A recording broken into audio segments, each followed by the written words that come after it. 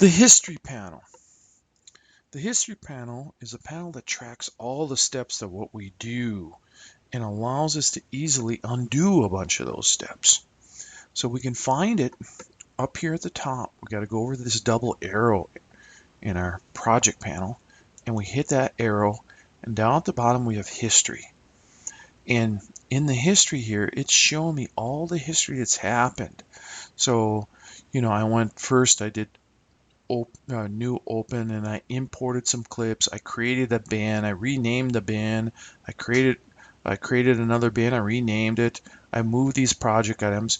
So if I come over here to say I wanted to create a band, I could click on this. I could delete this, and it's going to delete everything that happened afterwards. So it's a fast way to go in and to make a series of changes. Um, uh, After that. So keep in mind, it's not just getting rid of one bin, it's doing all the changes that happen after that. So to go back to where we were, I go up here and I go back to my project, and I'm back here. So I just don't have enough long enough monitor to fit all those across there. So we have this more button here that gets us to our history, and then that tells me what's going on here. So that is the history bin that's used for basically when you want to track your steps and easily undo a series of those changes.